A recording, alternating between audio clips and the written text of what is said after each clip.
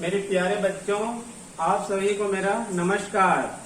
आज हम लोग पढ़ेंगे सोशल साइंस। इससे पहले हम लोग पढ़ते थे बायोलॉजी, जो विशेष रूप से कहना चाहिए नीट बायोलॉजी का अध्ययन कर रहे थे। तो आज हम लोग अध्ययन करेंगे मिडिल स्कूल हाई स्कूल के अंतर्गत सोशल साइंस का, अर्थात सामाजिक विज्ञान का।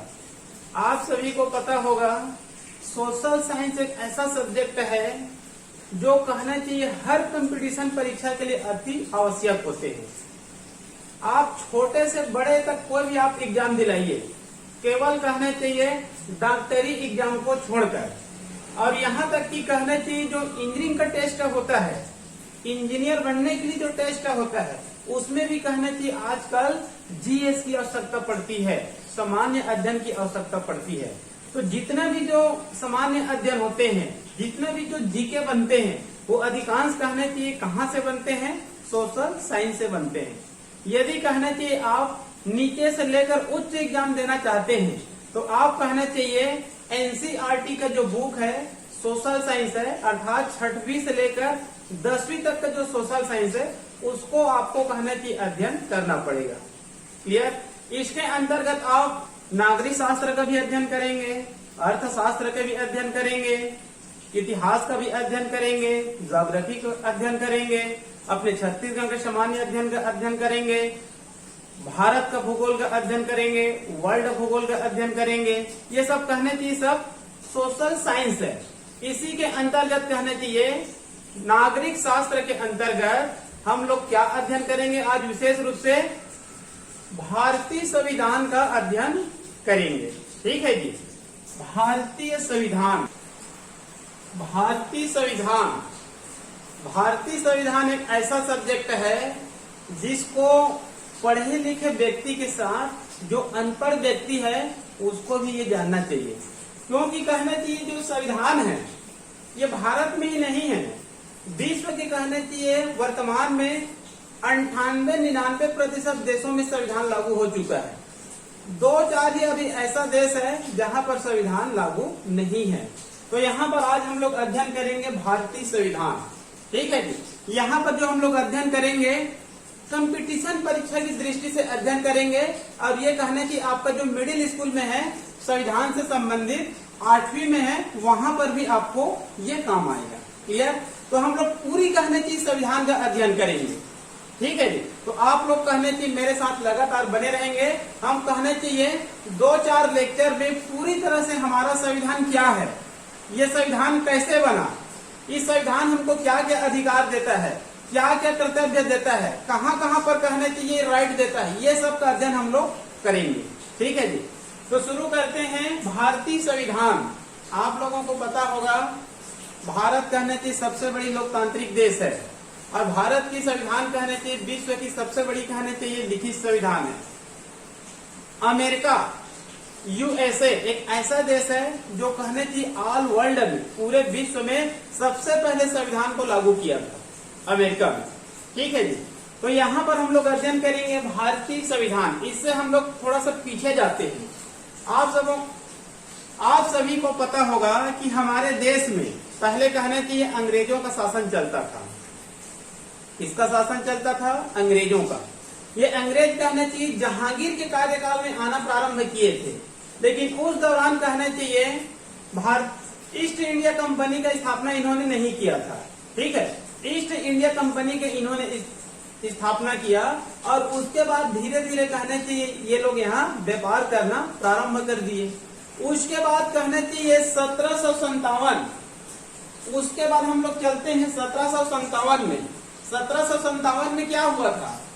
1757 में हुआ था प्लासी का युद्ध। 1757 में बंगाल का नवाब था सिराजुद्दौला, वहां का शासक था। ठीक है जी, एक नवाब है। और अंग्रेज शासक रॉबर्ट क्लाइव और सिराजुद्दौला के बीच में संघर्ष होता है, युद्ध होता है। लेकिन जो बंगाल के नवाब थे सिराजुद्दौला, उनके कहने की जो सेनापति थे, सेनापति कौन थे? मीर जाफर थे। ये जो मीर जाफर थे अपने नवाब को दगा दे गए, अर्थात ये कहने चाहिए संघर्ष के समय युद्ध के समय ये अपने नवाब अपने शासक को साथ नहीं दिए, बल्कि ये किसका साथ दिए? अंग्रेजों का साथ दिए। क्योंकि अंग्रेजों ने कहने चाहिए इनको एक लोभ दे दिया था कि सिराजुद्दौला के बाद आपको हम क्या बना देंगे? बंगाल का नवाब बना देंगे। तो कहने चाहिए लोभ में आ गया और वो कहने चाहिए अपने शासक का साथ नहीं दिया और अंग्रेजों का साथ दे दिया, और इस प्रकार से कहने चाहिए सिराजुद्दौला की क्या होती है? हार होती है। और जो ब्रिटिश थे, अंग्रेज थे, उनका कहने चाहिए पैर यहाँ क्या हो गया? जम गया। अब कहने चाहिए इन्होंने मीर जाफर को नवाब तो बना दिया, ठीक है, और इसको कहने चाहिए इन्होंने कठपुतली की तरफ प्रयोग करने लग गए। तो मीर जाफर भी कहने चाहिए कुछ दिनों तक अंग्रेजों के कठपुतली की तरह कार्य करने लग गए, लेकिन कहने चाहिए आगे चलकर वो भी कठपुतली की तरह कार्य करना छोड़ दिए। जब उन्होंने कार्य करना छोड़ दिए तो उनको कहने चाहिए इन लोगों ने हटा दिया, और मीर जाफर के जो दमान थे, मीर कासिम थे, उनको कहने चाहिए इन्होंने क्या बना दिए? बंगाल का नवाब बना दिए, ठीक है। और मीर कासिम कहने चाहिए भी कुछ दिनों के लिए अंग्रेजों की कठपुतली के रूप में कार्य किए, केवल कुछ ही दिनों तक, और आगे चलकर कहना चाहिए मीर कासिम ने भी कठपुतली की तरह कार्य करना बंद कर दिया। तो आगे चलकर एक और युद्ध हो गया 1764 में। ये प्लासी का युद्ध है। प्लासी कहने चाहिए पश्चिम बंगाल का एक स्थान है। उसके बाद कहना चाहिए 1764 बक्सर का युद्ध हुआ। बक्सर कहने चाहिए बिहार का एक जिला है, स्थान है, ठीक है। तो यहाँ पर 1764 में बक्सर का युद्ध हुआ। तो एक तरफ कहना चाहिए अंग्रेज थे और एक तरफ क्या थे? मीर कासिम थे, और उसके बाद अन्य भारतीय भी थे। लेकिन इसमें भी कहना चाहिए भारतीयों की क्या होती है? हार होती है, और अंग्रेजों के कदम पूरी तरह से भारत में क्या हो गए? जम गए, और उन्होंने कहना चाहिए यहाँ पर बंगाल का गवर्नर नियुक्त कर दिया। क्लियर? इस प्रकार से आगे चलकर कहना चाहिए 1857 में कहना चाहिए भारत में पहली स्वतंत्रता आंदोलन होती है, लेकिन इसमें भी भारतीयों की क्या होती है? हार हो जाती है। आगे चलकर कहने की संघर्ष इतनी बढ़ती है भारत में, कहने की एक से लेक नरमवादी, गर्मवादी, नरम दल वाले, गरम दल वाले नेता आते हैं और संघर्ष करते हैं, ठीक है जी। गर्म दल में कहना चाहिए आपको भगत सिंह है, चंद्रशेखर आजाद है, जो कहना चाहिए उग्र वाले थे, राजगुरु है, ये सब कहना चाहिए थे। उसके बाद कहना चाहिए नरम दल वाले में विशेष रूप से कहना चाहिए गांधी जी थे। गांधी जी कहना चाहिए अहिंसक के पुजारी थे, ठीक है। तो इस प्रकार से कहना चाहिए दोनों का एक ही मकसद था कि अंग्रेजों को भारत से भगाना। गांधी जी कहना चाहिए 1917 में क्या होते हैं? सक्रिय होते हैं, प्रथम सत्याग्रह शुरू करते हैं।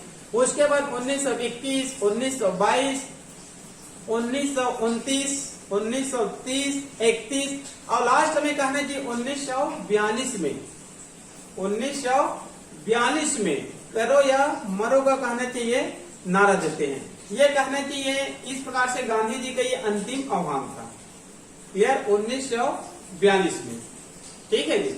उसके बाद कहना चाहिए इस बीच कहना चाहिए 1947 के आसपास, 1942 से 1947 के बीच में अंग्रेज कहना चाहिए ये जान गए थे कि भारत के लोग अब शिक्षित हो गए हैं, भारत के लोग हमको ज्यादा दिन तक यहाँ सहन नहीं करेंगे, हमको यहाँ से अब जाना ही पड़ेगा, क्लियर? लेकिन अंग्रेजों से जाने से पहले एक अच्छी निर्णय लिया।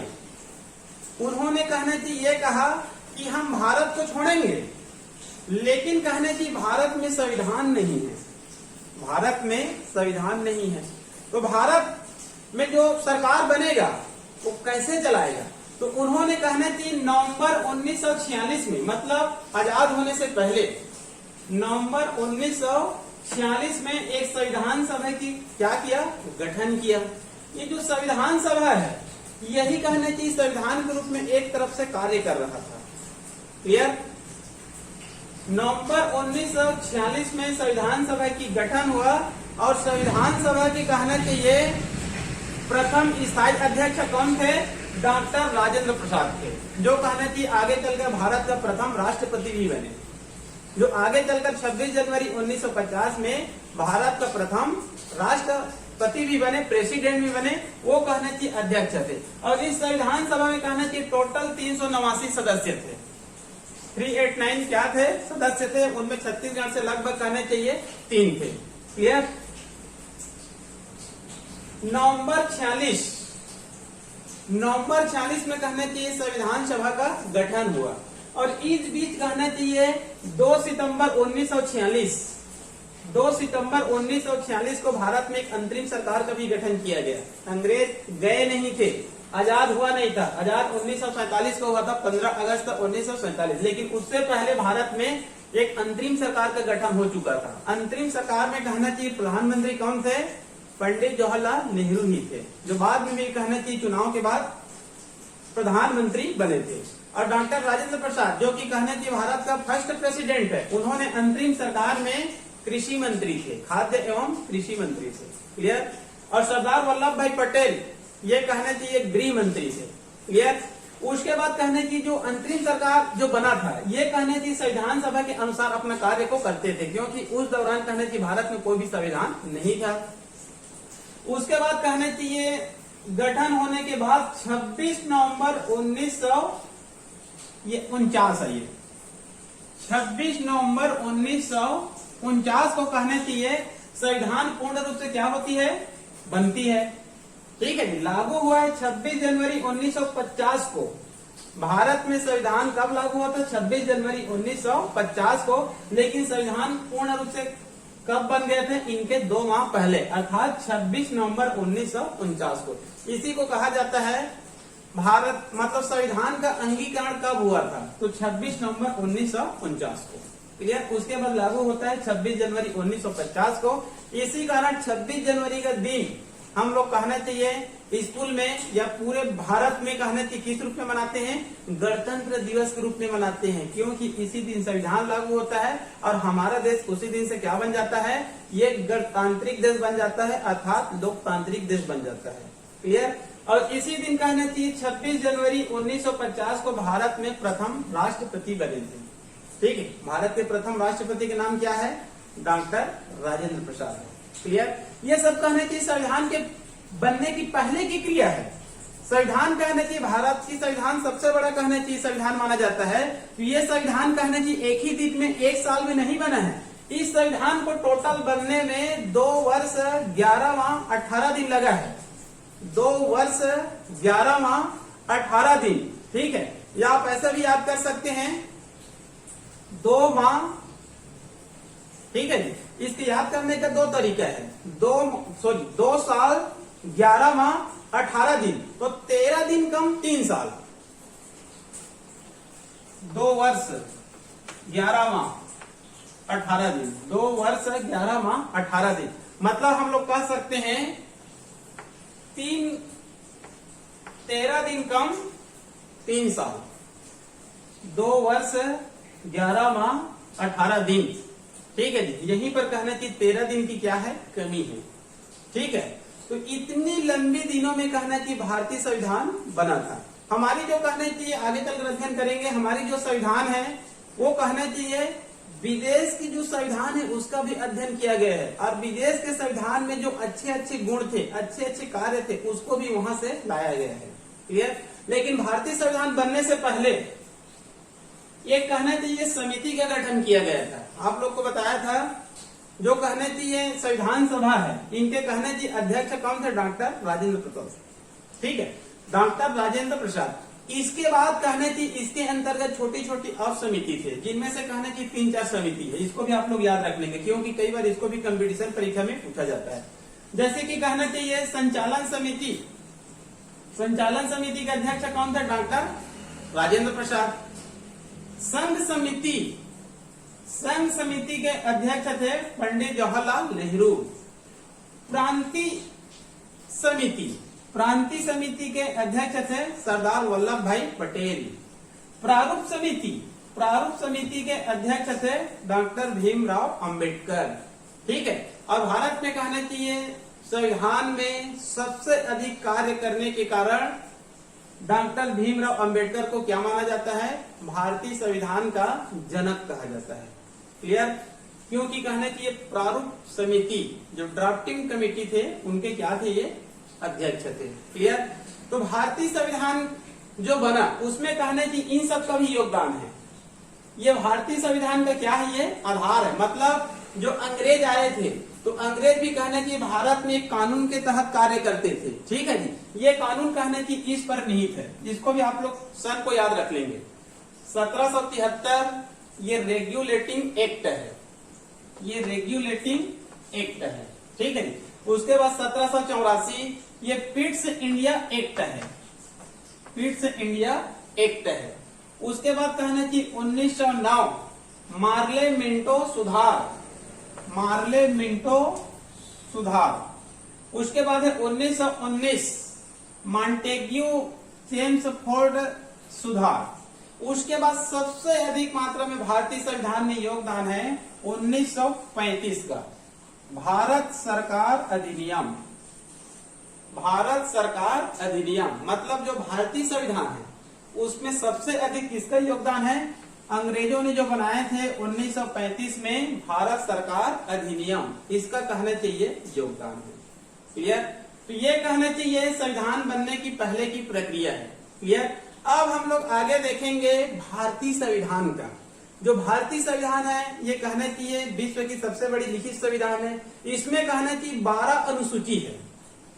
कितनी अनुसूची है, 12 अनुसूची। प्रारंभ में 10 अनुसूची थी, वर्तमान में कहना चाहिए 12 अनुसूची है और 495 से अधिक अनुच्छेद है, 495 से अधिक अनुच्छेद है और 26 भाग है। तो यहाँ पर हम लोग भाग का अध्ययन नहीं करेंगे, यहाँ पर विशेष रूप से 12 अनुसूची और जो 495 अनुच्छेद है तो सभी अनुच्छेद का हम लोग अध्ययन नहीं कर सकते।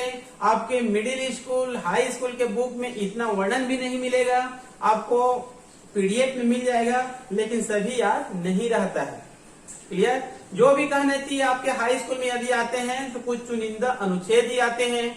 आप कंपटीशन एग्जाम दिलाइए, चाहे छोटे कंपटीशन एग्जाम चाहे यूपीएससी के एग्जाम दिलाइए, जो चुनिंदा अनुच्छेद है वहीं से क्वेश्चन आते हैं। तो यहाँ पर हम लोग जो चुनिंदा अनुच्छेद है उसी का हम लोग विशेष रूप से आज अध्ययन करेंगे। ठीक है जी। तो आगे अध्ययन करेंगे हम लोग अनुसूची और अनुच्छेद का। क्लियर।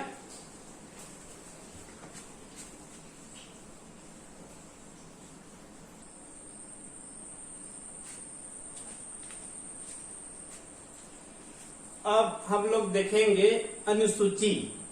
भारतीय संविधान में वर्तमान में अनुसूची की संख्या कितनी है, 12 है।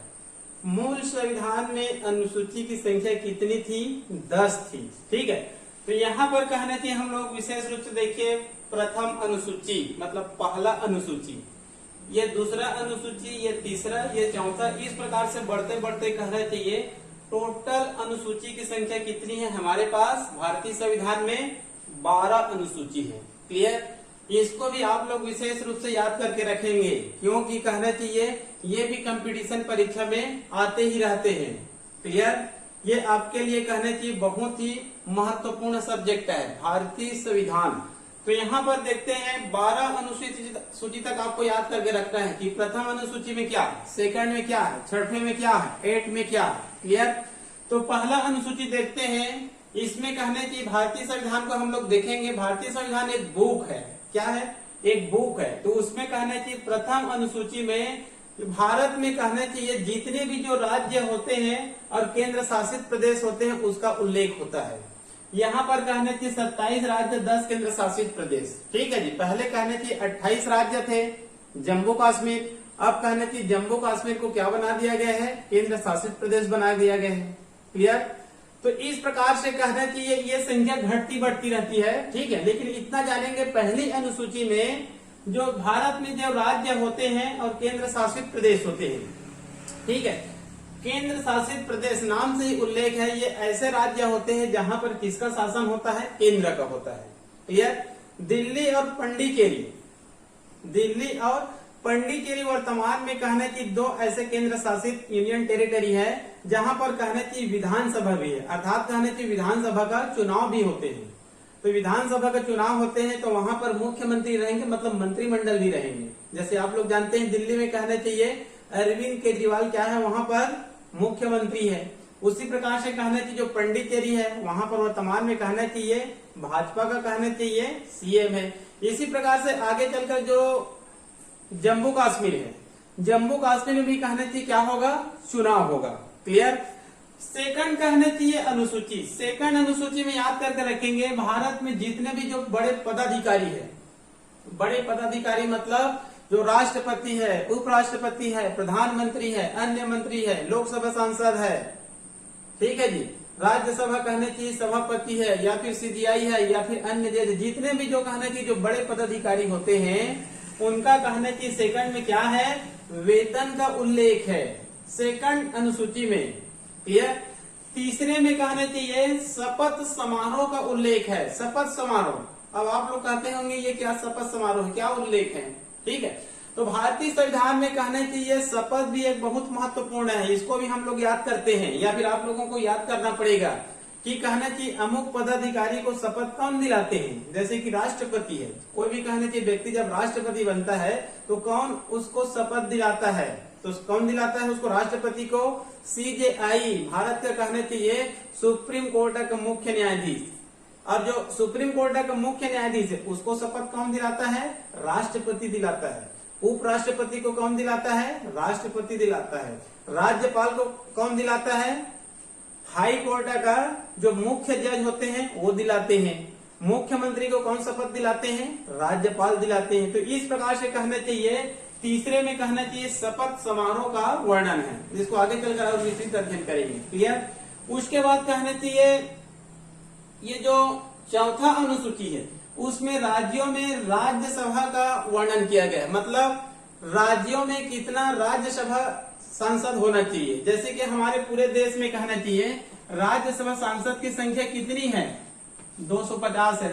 उसमें छत्तीसगढ़ में कितनी होती है, सीजी में 5 है, ठीक है। तो इसी प्रकार से कहना चाहिए इस चौथे अनुच्छेद में राज्यों में कहना चाहिए राज्यसभा का कितना प्रतिनिधित्व होना चाहिए, इसका उल्लेख है। क्लियर। उसके बाद ये जो फिफ्थ है और ये सिक्स्थ है, ये कहना चाहिए जो फिफ्थ अनुसूची है उसमें भारत में कहना चाहिए जो शेड्यूल ट्राइब है और जो कहना चाहिए एससी है और एसटी, मतलब अनुसूचित जाति और अनुसूचित जनजाति के जो लोग हैं उनका कहना चाहिए प्रशासन और नियंत्रण के बारे में उल्लेख किया गया है, ठीक है जी। जो अनुसूचित जाति और अनुसूचित जनजाति, ठीक है, पूरे भारत में कहना चाहिए जो अनुसूचित जाति है इनकी संख्या कहना चाहिए कितनी है, 16% है लगभग। और ये कहना चाहिए जो जनजाति है इनकी संख्या भारत में कितनी, लगभग 7.5 या फिर 8% है, ठीक है। तो इनकी कहना चाहिए प्रशासनिक नियंत्रण के बारे में उल्लेख है। क्लियर। उसके बाद कहना चाहिए जो 6 है इसमें कहना चाहिए केवल जनजाति, और कौन से जनजाति, जो पूर्वोत्तर में है। भारत में कहना चाहिए जो पूर्वोत्तर क्षेत्र है, पूर्वी क्षेत्र है, वहां पर 6, 7, 8 की संख्या में छोटे छोटे राज्य है, वहां पर कहना चाहिए शेड्यूल ट्राइब मतलब जनजाति बहुत अधिक संख्या में पाए जाते हैं। तो उनके कहना चाहिए प्रशासनिक नियंत्रण के बारे में दिया गया है, ठीक है जी। राष्ट्रपति को कहना चाहिए इसमें डायरेक्टर एक प्रकार से मुखिया बनाए गए हैं, ठीक है जी। उसके बाद कहना चाहिए 7वें अनुसूची, 7वें अनुसूची में कहना चाहिए केंद्र सूची, राज्य सूची, समवर्ती सूची। ये समवर्ती सूची भी बहुत महत्वपूर्ण है, इसको कहना चाहिए ऑस्ट्रेलिया के संविधान से लिया गया है। इसमें से कहना चाहिए कई है जिसको विदेश से लिया गया है, उसमें से कहना चाहिए जो समवर्ती सूची होती है इसको कहना चाहिए ऑस्ट्रेलिया के संविधान से लिया गया है। मतलब केंद्र सूची वर्तमान में सब है, ये कम ज्यादा होता रहता है। मतलब ऐसा कानून या फिर ऐसा विषय जिसमें केंद्र पावरफुल होते हैं उसको केंद्र सूची कहते हैं। जैसे उदाहरण के तौर पर जो जो कहना चाहिए विमानन है, ठीक है जी, वो केंद्र के अधीन है। बैंकिंग ये भी केंद्र के अधीन है। रेलवे ये भी केंद्र के अधीन है। जो बड़ी बड़ी जो फैक्ट्रियां होती है वो भी केंद्र के अधीन है। जो जल होती है वो भी केंद्र के अधीन होती है। रक्षा विभाग है वो भी केंद्र के अधीन होती है। विदेश विभाग है वो भी केंद्र के अधीन होती है। तो ऐसे विषयों को कहना चाहिए हम लोग केंद्र सूची कहते हैं। उसी प्रकार से कुछ छोटे छोटे और होते हैं जिसमें कहना चाहिए राज्य अपना कानून बना सकता है। जैसे कहना चाहिए जो कृषि है, और कहना चाहिए अपने राज्य में जो छोटे छोटे सूची होते हैं ये सब राज्य के अधीन होते हैं, इसको कहा जाता है राज्य सूची। क्लियर।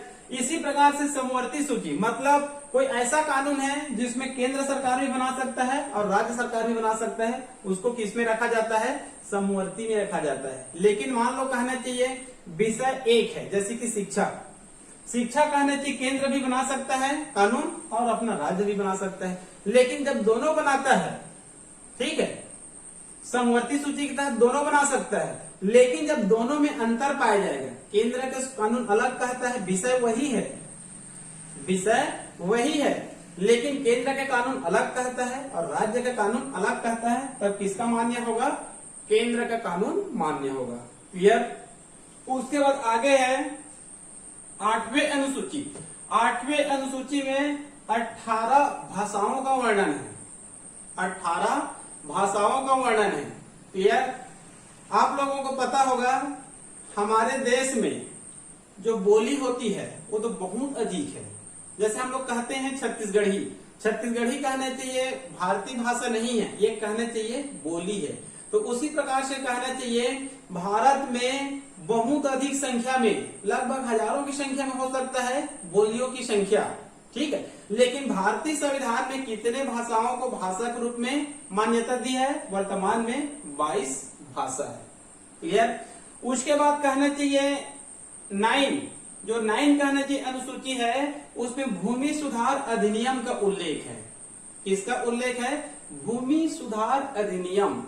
उसके बाद कहना चाहिए 10 मतलब जो 10वें अनुसूची है उसमें दल बदल कानून का वर्णन है।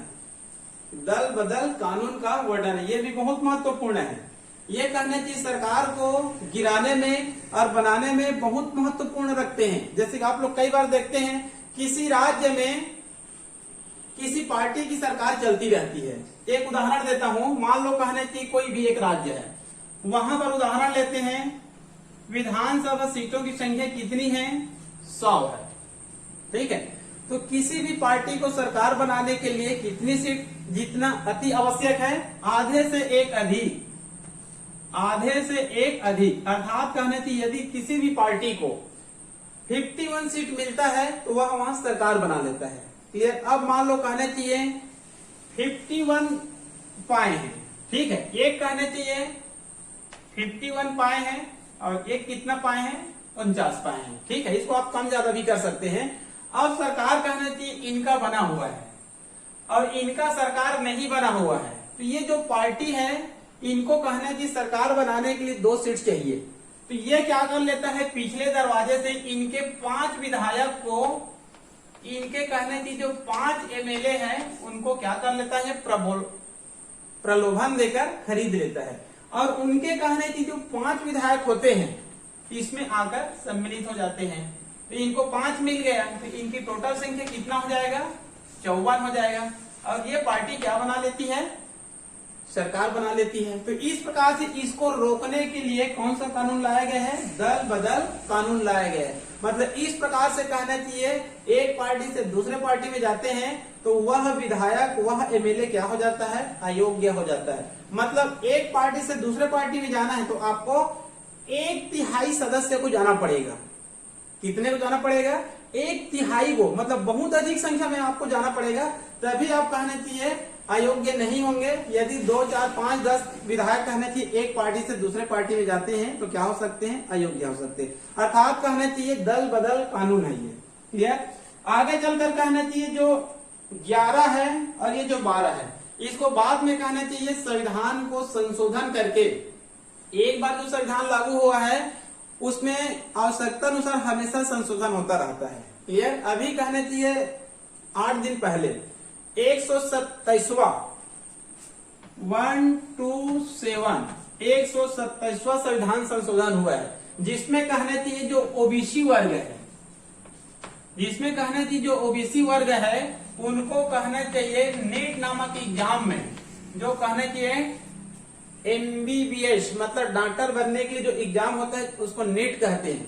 उस नीट में कहना चाहिए ओबीसी वर्ग को 10%, इसमें कहना चाहिए 27% आरक्षण दिया गया है। और जो सामान्य वर्ग के जो कैंडिडेट होते हैं जिसको ईडब्ल्यूएस कहा जाता है, जो सामान्य वर्ग के कैंडिडेट होते हैं ईडब्ल्यूएस कहा जाता है। ईडब्ल्यूएस मतलब सामान्य वर्ग के अभ्यर्थी जो कहना चाहिए आर्थिक रूप से कमजोर हैं, इनको कहना चाहिए नीट एग्जाम में ही 10% कहना चाहिए आरक्षण दिया गया है। कौन सा संविधान संशोधन है? 127 127वें संविधान संशोधन। तो हमेशा कहना चाहिए संविधान संशोधन होता रहता है, 100 से अधिक बार हो चुका है, 127 बार हो चुका है। क्लियर? तो कहना चाहिए संविधान संशोधन करके 11वें अनुसूची जोड़ा गया और 12वें अनुसूची जोड़ा गया। तो 11वें अनुसूची कहना चाहिए 73वें और 74वें संविधान संशोधन। ये 73वें है और ये 74वें संविधान संशोधन है। क्लियर? 1993 92-93 में हुआ था ये। ठीक है, आज से कहना चाहिए 30 साल पहले। ठीक है, लगभग 28-30 साल पहले। तो उसमें कहना चाहिए 11वीं अनुसूची में क्या जोड़ा गया? पंचायती राज अधिनियम। पंचायती राज अधिनियम आप लोग सभी जानते हैं, पूरे भारत में कहना चाहिए एक पंचायती राज अधिनियम भी चलता है, जिसके तहत कहना चाहिए पंचायत का चुनाव होता है। ठीक है जी, जो पंचायत का चुनाव होता है भारत में जो 3 स्तरीय होता है, एक होता है ग्राम पंचायत, एक होता है जनपद पंचायत और एक होता है जिला पंचायत। ठीक है, ग्राम पंचायत इसमें कहना चाहिए पंच और सरपंच को वोट देते हैं, और एक होता है जनपद पंचायत, इसमें बीडीसी को वोट देते हैं, और एक होता है जिला पंचायत, इसमें डीडीसी को वोट देते हैं। ठीक, उसके बाद इसको कहना चाहिए 243 अनुच्छेद में रखा गया है। वर्तमान में 243 और ये भी 243 में ही है। क्लियर? 12वें अनुसूची ये कहना चाहिए नगरीय स्थानीय स्वशासन। आप लोग जानते होंगे शहर में कहना चाहिए नगर पंचायत का शासन होता है, जिसमें नगर पंचायत अध्यक्ष होते हैं और पार्षद होते हैं। चाहे आप छोटे शहर हैं तो नगर पंचायत, थोड़ा सा बड़े हो जाएंगे तो नगर पालिका, और बड़े हो जाएंगे तो नगर निगम, और बड़े हो जाएंगे तो महानगर पालिका। जैसे दिल्ली है, मुंबई है, जो बड़े बड़े सिटी है ये महानगर पालिका है। ठीक है, बिलासपुर है, रायपुर है, ये कहना चाहिए नगर निगम है। यहाँ के जो अध्यक्ष होते हैं उनको मेयर कहा जाता है। ठीक है जी, महापौर कहा जाता है, और जो वार्ड में होते हैं उनको क्या कहा जाता है? पार्षद कहा जाता है। क्लियर? तो ये कहने चाहिए क्या है आपका 12 अनुसूची। अब इसके बाद हम लोग अध्ययन करेंगे अनुच्छेद। किसका अध्ययन करेंगे?